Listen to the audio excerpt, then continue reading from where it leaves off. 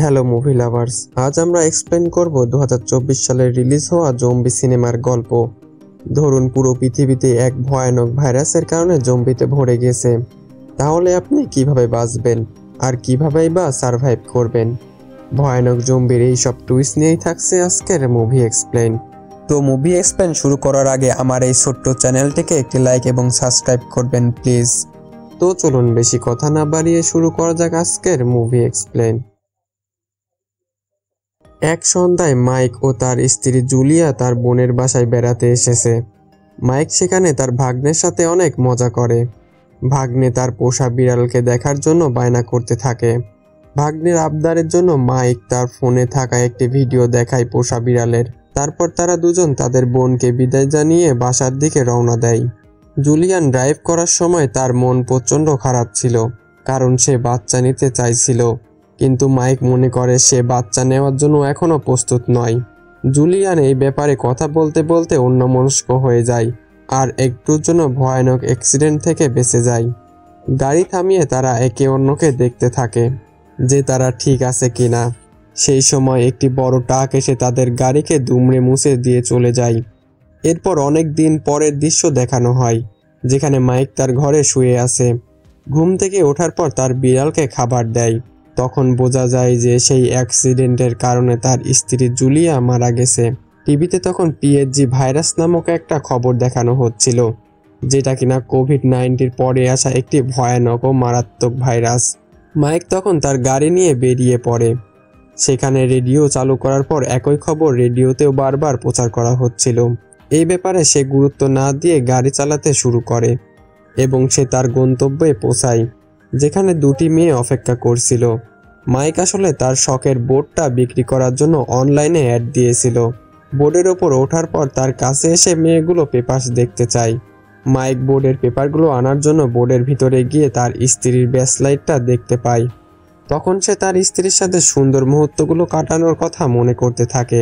সেখান থেকে ফিরে এসে সুপার শপে গিয়ে প্রয়োজনীয় জিনিসপত্র কেনাকাটা করে বাড়িতে ফিরে আসে আর বোর্ডে পাওয়া সেই ব্যাসলাইটটি তার বিড়ালকে পরিয়ে দেয়। এরপর রাতে সে তার বোনের সাথে ভিডিও কলে কথা বলে। তার বোনের হাজবেন্ড সেনাবাহিনীতে কর্মরত। সে জানায় বর্তমান পরিস্থিতির কারণে তারা অন্য কোথাও চলে যাচ্ছে। ভাইরাস দ্রুত ছড়িয়ে পড়ছে। আজ রাতেই তারা বেরিয়ে পড়বে। মাইককে তাদের সঙ্গে নিয়ে যেতে চায়, কিন্তু মাইক কিছুতেই রাজি হয় না। তার বোন তাকে অনেক অনুরোধ করে। পরের দিন সকালে মাইক দেখতে পায় আশেপাশে কলোনির মানুষেরা সবাই গাড়ি নিয়ে কোথাও একটা চলে যাচ্ছে। তাই সে তার বোনের সঙ্গে যাওয়ার সিদ্ধান্ত নেয়। তার বিড়ালকে সাথে নিয়ে সে বেরিয়ে পড়ে। এয়ারপোর্টে গিয়ে কিছুক্ষণ লাইনে দাঁড়িয়ে থাকার পর ইমিগ্রেশন লাইনে দাঁড়ায়। ফোনে তার বোনকে জানিয়ে দেয় খুব শীঘ্রই তার কাছে সে পৌঁছে যাবে। তখন তাদের ফ্লাইট সহ বাকি সব ফ্লাইটই ক্যান্সেল হয়ে যায়। এয়ারপোর্টে থাকা প্যাসেঞ্জারগুলো হট্টগোল শুরু করে দেয়। মাইকের ফোনে তখন ভাইরাসের হাই অ্যালার্ম নোটিফিকেশন আসে। বর্তমানে এই শহরেও ভাইরাস ছড়িয়ে পড়েছে। তার বোন তাকে ফোন দিয়ে জানায় সব জায়গার ফ্লাইটই বন্ধ করে দেওয়া হয়েছে। গাড়ি নিয়ে যাওয়ার সময় সে অনেক বড় জ্যামে আটকা পড়ে যায়। কোনো উপায় না দেখে মাইক গাড়িটি সেখানেই রেখে পায়ে হেঁটে যেতে শুরু করে। বাড়িতে দীর্ঘ রাস্তা হেঁটে আসতে আসতে প্রায় রাত হয়ে যায় আর একটা অ্যাম্বুলেন্স তার পাশে দিয়ে যাচ্ছিল এবং সে দেখতে পায় সামনে একটা বাড়িতে গিয়ে থামে, যেখানে সেনাবাহিনীর লোকজন উপস্থিত ছিল। কি হয়েছে মাইক জানতে চাইলে তাকে ধমক দিয়ে সেখান থেকে তাড়িয়ে দেয় সেনাবাহিনী। একটু পর মাইক প্রথম ভাইরাসে আক্রান্ত ব্যক্তিকে দেখে অবাক হয়ে যায়। এই লোকটা তার পরিচিত। বর্তমানে তার অবস্থা একটা পাগলা কুকুরের মতো হয়ে গেছে। বাড়ি ফেরার পর সে তার অ্যাক্সিডেন্টের দৃশ্য কল্পনা করতে থাকে। পরের দিন সকালে তার বোন তাকে ফোন করে বলে বর্তমানে এয়ারপোর্ট খোলার কোনো সম্ভাবনাই নেই। চারদিকের পরিস্থিতি খুবই খারাপ। সবাইকে সেফ রাখার জন্য সরকার কোয়ারেন্টাইন অর্থাৎ সেফ জায়গায় নিয়ে যাওয়ার সিদ্ধান্ত নিয়েছে, কিন্তু তার বোন তাকে সেখানে যেতে নিষেধ করে, কারণ পরবর্তীতে সেখানকার পরিস্থিতিও অনেক ভয়াবহ হতে পারে। মাইক তার বোনের সাথে কথা বলে শেষ করে সেখানে তার ফোনে শর্ট ভিডিও দেখতে থাকে। ভিডিওতে ভাইরাসের দৃশ্যগুলো দেখে সে হতবাক হয়ে যায়। অনেকে আবার জম্বিদের থেকে প্রোটেক্ট পাওয়ার জন্য অনেক রকম জিনিস বানাচ্ছে। তার কাছে তখন আরেকটি অ্যালার্ট মেসেজ আসে। জানা যায় দুপুর 2টার পর থেকে সবকিছু বন্ধ করে দেওয়ার সিদ্ধান্ত নেওয়া হয়েছে। সে তার কিছু জিনিসপত্র কেনার জন্য মার্কেটে গিয়ে দেখতে পায় সুপারমার্কেটে লুটপাট শুরু হয়ে গেছে। যে যার ইচ্ছা মতো জিনিস নিয়ে চলে যাচ্ছে। সে খাবারের একটা প্যাকেট হাতে নিলে অন্য কেউ এসে থাপা মেরে সেটাকে নিয়ে যায়। সে তখন বিড়ালের কিছু খাবার নিয়ে মার্কেট থেকে বের হয় এবং বাইরে এসে দেখতে পায় একটা পুলিশ তার হাতে অনেক জখম নিয়ে সুপার শপের ভিতরে যায় এবং তার হাতের সাথে হ্যান্ডকাপ বেঁধে নেয়। তখনই জম্বিদের আক্রমণ শুরু হয়। মাইকের সামনে একটা জম্বি এসে একটা পুলিশের ওপর আক্রমণ করে। মাইক সাহায্যের জন্য এগিয়ে গেলে সেই জম্বিটা তার দিকে তেড়ে আসতে শুরু করে, কিন্তু জখম হওয়া পুলিশ অফিসার গুলি করে জম্বিটাকে সেখানে মেরে ফেলে। মাইক তাকে সাহায্য করতে গেলে সেই পুলিশ অফিসার তাকে মানা করে দেয়। এতক্ষণে ভিতরে থাকা পুলিশ অফিসারও জম্বিতে কনভার্ট হয়ে গেছে। এগুলো দেখার পর সে তৎক্ষণাৎ বাড়িতে চলে আসে এবং দরজা জানালা ভেতর থেকে খুব মজবুত করে আটকে দেয়, যাতে কোনো জম্বি ভিতরে না প্রবেশ করতে পারে। রাতে সেনাবাহিনীর লোকজন সবাইকে কোয়ারেন্টাইন নিয়ে যাওয়ার জন্য সবাইকে নিতে আসে। তখন তারা মাইকের বাড়িতে তল্লাশি চালায়। তারা বুঝতে পারে যে ঘরের ভেতরে কেউ আছে। সেনাবাহিনীর লোকজন তার দরজা ভাঙার অনেক চেষ্টা করে। দরজায় নতুন লক লাগানোর কারণে তারা সেটিকে ভাঙতে পারছিল না। এদিকে অনেক সময় হয়ে যাওয়ার কারণে তারা সেখান থেকে চলে যায়। মাইকও তখন কিছুটা স্বস্তি পায়। দেখতে দেখতে প্রায় 2 সপ্তাহ কেটে যায়। এদিকে আবার খাবারও প্রায় শেষ হয়ে এসেছে মাইকের।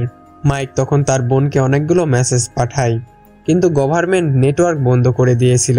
সেই কারণে তার বোনের সঙ্গে কোনো যোগাযোগ করতে পারছিল না। কোনো উপায় না পেয়ে তার ড্রাইভিং স্যুট পরে খাবারের খোঁজার উদ্দেশ্যে রওনা হয়। সে তার প্রতিবেশীদের ঘরে ঢুকে খাবারের সন্ধান করতে থাকে, কিন্তু কোনো ঘরেই খাবার খুঁজে পায় না। সে একটা ঘরে গিয়ে গ্যাব্রিয়েল নামক একটি বৃদ্ধাকে দেখতে পায়। সে হাঁটতে পারে না বলে তার ছেলে তাকে ফেলেই কোয়ারেন্টাইনে অর্থাৎ সেফ জায়গায় চলে গেছে। সেফ জায়গায় যেতে পারেনি, কিন্তু তার কাছে আশেপাশে প্রতিবেশীদের প্রত্যেকেরই খবর ছিল। পঙ্গু হওয়ার কারণে সে জানালার পাশে বসে সবার বাড়ির সবকিছুই দেখতে পেত।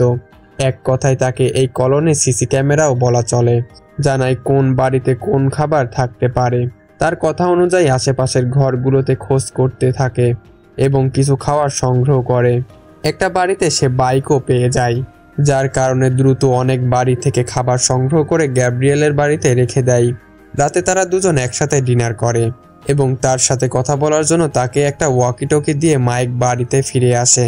এরপর কিছুদিন এই খাবার দিয়ে তার বেশ ভালোই কেটে যায়। একদিন সরকারের পক্ষ থেকে রেডিওতে ঘোষণা করা হয় যে যারা শহরে আটকে গেছে তাদের খুব শীঘ্রই কানাডা আইল্যান্ডে পাঠানো হবে। তাই যারা যারা এখনো বেঁচে আছে তাদের সবাইকে একটা লোকেশনে যেতে বলে। এই খবর শোনার পর মাইক অনেকটা এক্সাইটেড হয়ে যায়, কারণ সেটাই একটা সেফ জায়গা যেখানে কেউই এখন পর্যন্ত ভাইরাসে আক্রান্ত হয়নি। আর সবচেয়ে বড় কথা হলো মাইকের বোন এবং তার পরিবারের সবাই ওখানেই রয়েছে। সেই সাথে সাথে গ্যাব্রিয়েলকে জানায়, কিন্তু গ্যাব্রিয়েল হাঁটতে পারে না, তাই সে মাইককে না বলে দেয়। কিন্তু মাইক জানায় তাকে নিয়ে যাওয়ার জন্য সে সব রকম সাহায্য করবে। এতে গ্যাব্রিয়েলও রাজি হয়ে যায়। রাতে প্রয়োজনীয় জিনিসপত্র সব গুছিয়ে নেয়। পরের দিন সে গ্যাব্রিয়েলকে আনতে তার বাড়িতে যায়, কিন্তু কোনো সাড়া শব্দ না পেয়ে বেডরুমে যায়। গ্যাব্রিয়েল দুনিয়া থেকে বিদায় নিয়েছে। মাইক তার জন্য যা করেছিল তাই কৃতজ্ঞতা প্রকাশ করার জন্য তার জন্য একটি নোট লিখে গেছে। মাইক প্রচণ্ড কষ্ট পায়। সেখানে থেকে বেরিয়ে হাঁটতে শুরু করে। তখনই আশঙ্কা এক জম্বি এসে তার উপর আক্রমণ করে। তখন সে একটি গাড়ির ওপর উঠে দাঁড়ায়, কিন্তু 4 ফুটের জম্বি 6 ফুটের মাইককে হাত দিয়ে টেনে গাড়ি থেকে নিচে নামায়। এমনকি সে একটা কামড়ও মাইকের হাতে বসিয়ে দেয়, কিন্তু ড্রাইভিং স্যুট পরে থাকার কারণে সে রক্ষা পেয়ে যায়। তারপর উঠে দাঁড়িয়ে সেই জম্বিকে কিছুটা ঘায়েল করার পর তাকে মেরে ফেলে তারপর সে বাসায় আসে। নেটওয়ার্ক না থাকলেও তার বোনকে কিছু মেসেজ পাঠিয়ে দেয়, এখন তার কাছেই যাবে। তারপর প্রিয় বিড়ালটাকে সাথে করে মাইক বেরিয়ে পড়ে সেই লোকেশনে, যা রেডিওতে জানিয়ে দেওয়া হয়েছিল। মাইক দীর্ঘ রাস্তা পার করার পর দেখা যায় যে শহরের রাস্তা বন্ধ করে রাখা হয়েছে। তাই বাধ্য হয়ে সে জঙ্গলের রাস্তা ধরে যাওয়া শুরু করে। বাইকের শব্দ পেয়ে অসংখ্য জম্বি তার বাইকের পেছনে তাড়া করতে থাকে। একটু সামনে যাওয়ার পর সে একটি ক্যাম্প দেখতে পায়। সেখানে শত শত জম্বি আগে থেকেই উপস্থিত ছিল, যারা টের পাওয়া মাত্রই মাইকের পিছনে পড়ে। কিন্তু একটু সামনে আসার পরে লাশের স্তূপিতের সাথে ধাক্কা খেয়ে সে পড়ে যায়। তখনও হিংস্র জম্বিগুলো তার পিছই করছিল। সে পুনরায় বাইক উঠিয়ে সামনে যাওয়ার চেষ্টা করছিল, কিন্তু তার বাইকে স্টার্ট নিচ্ছিল না। শত চেষ্টা করার পরও স্টার্ট নিচ্ছিল না তার বাইক। তার কাছাকাছি জম্বি চলে আসে। সে বাইক ওখানে রেখে তার বিড়ালটিকে হাতে নিয়ে দৌড়াতে শুরু করে, জম্বিদের হাত থেকে পালাতে শুরু করে। জম্বিদের থেকে পালাতে পালাতে সে একটি সাগরের কাছে এসে পৌঁছায়, যেখানে তার বোটটি রাখা ছিল। সেখানে সে গিয়ে একটি দরজা বন্ধ করে দেয়, কিন্তু হিংস্র জম্বির দল সেই কাঁচের গেটটি ভেঙে ফেলে। ততক্ষণে মাইক সামনে গিয়ে একটি বড় লোহার গেটটি বন্ধ করে দেয়, কিন্তু সামনে যেতেই সেখানে দেখে যে কোনো বোটই নেই। তারপরে দূরে একটি বোট থামানো অবস্থায় সে দেখতে পায়। তখন পানিতে সাঁতার কেটে সেই বোটের কাছে যায়। বোটে ওঠার পর বোট স্টার্ট দিতে শুরু করলে বোটটি স্টার্ট নিচ্ছিল না। তখন সে বোটের ভেতরে একটা আওয়াজ পাচ্ছিল। সে ভাবে হয়তো এখানে কোনো জম্বি থাকতে পারে। দরজা খোলার পর সে একটি বাচ্চা জম্বিকে দেখতে পায়। তাই বাধ্য হয়ে সেই বোটটি সেখানেই রেখে স্পিডবোট নিয়ে তার গন্তব্যের দিকে রওনা দেয়। যাওয়ার সময় সে তার বোনকে আবার মেসেজ পাঠায়, কিন্তু কোনো রিপ্লাই পায় না। এবার সে দূরে একটি বোট দেখতে পায়, যেটা তার দিকেই আসছে। এই বোটের মধ্যে অন্য দেশের লোকজন ছিল, যাদের হাতে অস্ত্র দেখা যাচ্ছে। তাকে তারা বোটের মধ্যে তুলে নেয়। বোটে নিয়ে তারা একটি বড় জাহাজে যায়, যেখানে যাওয়ার পর তাকে খেতে দেওয়া হয়। এই জাহাজে কেউই স্প্যানিশ ভাষায় কথা বলতে পারে না, কিন্তু একজন পারে, তার নাম ডেভিড। ডেভিড স্প্যানিশ ভাষায় কথা বলতে পারে। ডেভিড তাকে জানায় কানাডা আইল্যান্ডে কোনো লোককেই ঢুকতে দেওয়া হচ্ছে না। তাই সে মাইককে তাদের এই জাহাজের কাজ করার জন্য বলে। মাইকও তাদের কথায় রাজি হয়ে যায়।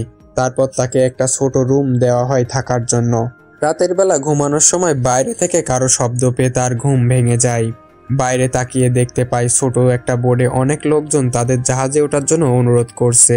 পরের দিন সকাল হলে মাইক সেই সাহায্য চাওয়া ব্যক্তিগুলোকে এখানে দেখতে পাচ্ছিল না, কিন্তু তাদের বোট জিনিসপত্রগুলো এখানেই ছিল। মাইক এই ব্যাপারে ডেভিডকে জিজ্ঞাসা করলে ডেভিড জানায় এখানে নাকি কাল রাতে কেউই আসেনি। এই ব্যাপারটা মাইকের কাছে ভীষণ অদ্ভুত লাগে, কারণ সে নিজেই এই লোকগুলোকে রাতে দেখেছিল। এই ব্যাপারটা নিয়ে সে আর কোনো কথাই বাড়ায় না। মাইকে ক্যাপ্টেনের অফিসে ডাকা হয়।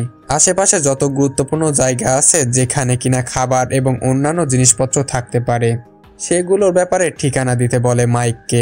মাইক এ ব্যাপারে রাজি হয়ে যায়। তখন সে ডেভিডের সাথে কথা বলতে চায়। ডেভিড একজন পাইলট। মাইক তখন তাকে বলে আমার কাছে একটা হেলিকপ্টারের খোঁজ আছে। এখান থেকে পালিয়ে আমরা দুজন হেলিকপ্টারে উঠে কানাডা আইল্যান্ডে পৌঁছাতে পারবো। তখন ডেভিড এই ব্যাপারে আর কথা বাড়ায় না। মাইক তখন ভাবে এই জাহাজে কোনো না কোনো সমস্যা তো নিশ্চয়ই আছে। তাই রাতে সে এখান থেকে পালানোর চিন্তা করে। তাই সবকিছু গুছিয়ে জাহাজের বেসমেন্টে আসার পর সে দুজন ব্যক্তিকে বাঁধা অবস্থায় দেখতে পায়, যাদের কিনা ওই দিন রাতে দেখেছিল। তাদের বাঁধন খুলে দেয়, কিন্তু ভাগ্য খারাপ থাকায় সেখানে গার্ড এসে তাদেরকে দেখে ফেলে। এমনকি একজনকে সে সাথে সাথেই মেরে ফেলে। সে মাইককেও মারতে যাচ্ছিল। তখন পেছন থেকে ডেভিড এসে সেই গার্ডটিকে মেরে ফেলে। ডেভিড মাইককে জানায় আমাদের দ্রুত এখান থেকে পালাতে হবে। তখন তারা আটকে থাকা লোকজনদের নিয়ে একটা বোট নিয়ে পালাতে থাকে, কিন্তু গার্ডরা তাকে দেখে ফেলায় তাদের ওপর গুলি চালায়। মাইক ও ডেভিড ছাড়া সেখানে সবাই মারা যায়, কিন্তু একটা গুলি এসে ডেভিডের গায়ে লাগে। এরপর তারা এখান থেকে পালাতে সক্ষম হয়। কিছুক্ষণ পর তারা পাড়ে এসে সেখানে একটা গাড়ি দেখতে পায়। তারপর মাইক ডেভিডকে নিয়ে হাসপাতালে যাওয়ার উদ্দেশ্যে রওনা হয়। এটা সেই হাসপাতাল যেখানে মাইকের স্ত্রী অ্যাক্সিডেন্ট হওয়ার পর এখানে চিকিৎসা করা হয়েছিল, কিন্তু তার স্ত্রী জুলিয়া চিকিৎসাধীন অবস্থায় মারা গেছে। আর এই হসপিটালের একটা হেলিকপ্টার আছে, যেটা মাইক ডেভিডকে আগেই বলেছিল। তারা এই কথা বলার মাঝখানে একটা জম্বি এসে তাদের গাড়ির ওপরে পড়ে। সেই গাড়ি চালাতে চালাতে জম্বিকে নিচে ফেলে দেয় এবং গুলি করে দেয়। শব্দ পেয়ে আশেপাশে থেকে সেখানে জম্বি চলে আসে। মাইক গুলি করে সবগুলো জম্বিকে মেরে ফেলে। ডেভিডকে একটি বেডে শুইয়ে রেখে মাইক গুলি বার করার জন্য আশপাশ থেকে ওষুধপত্র গুছাতে থাকে। তখন সে উপরের ফ্লোর থেকে কিছু শব্দ শুনতে পায়। মাইক সেই মানুষগুলোর সাথে কথা বলার চেষ্টা করতে থাকে, কিন্তু আচমকা মাইকের ওপর একটা জম্বি এসে আক্রমণ করে। মাইক তাকে গুলি করে মেরে ফেলে দিল। শব্দ পেয়ে আশপাশ থেকে জম্বির দল ছুটে আসতে থাকে। আর কোনো উপায় না পেয়ে দৌড়ে এসে ওই রুমে এসে পৌঁছায়, যেখানে ডেভিড তার বিড়ালকে রেখে গিয়েছিল। তখনই পিছন থেকে একটা দরজা খুলে জুলিয়া নামের একটা মেয়ে তাদেরকে সেই রুমে আসার জন্য ডাক দেয়। তখনই মাইক সেখানে ঢুকে জম্বি আসার আগে সেই দরজা আটকে দেয়। এই রুমে আসার পর সেলেসিয়া নামের একটি মহিলাকে দেখানো হয়, যেখানে কিছু বাচ্চাও ছিল। লুসি একজন নার্স, তাই সে ডেভিডের বুক থেকে গুলি বের করে তাকে সুস্থ করে দেয়। পরের দিন মাইক জুলিয়াকে জিজ্ঞাসা করে এখানে একটা হেলিকপ্টার থাকার কথা। জুলিয়া তখন মাইককে নিয়ে ওই হেলিকপ্টারটি দেখায়। হসপিটালের পিছনের এরিয়াতে রাখা ছিল। কিন্তু চারপাশে শত শত জম্বি ঘোরাফেরা করছে। তারা সবাই মিলে একটি প্ল্যান করে কিভাবে এখান থেকে তারা হেলিকপ্টারের কাছাকাছি যেতে পারে। একটু পর মাইকের ফোনে তার বোনের অনেকগুলো মেসেজ আসে, যা দেখার পর মাইক অনেক খুশি হয়ে যায়। সে যখন রিপ্লাই করতে যাবে তখন সে নিচ থেকে বন্দুকের গুলির শব্দ পায়। নিচে তাকালেই সে দেখতে পায় ওই সন্ত্রাসী গ্রুপ চলে এসেছে। মাইক তাড়াতাড়ি গিয়ে সবাইকে জানায় আর বলে, আমাদের দ্রুত এখান থেকে চলে যেতে হবে, নয়তো সন্ত্রাসীরা আমাদের সবাইকে বন্দি করে নিয়ে চলে যাবে। তারা সবাই বেসমেন্টের নিচ দিয়ে হেলিকপ্টারের কাছে যাওয়ার জন্য চেষ্টা করে।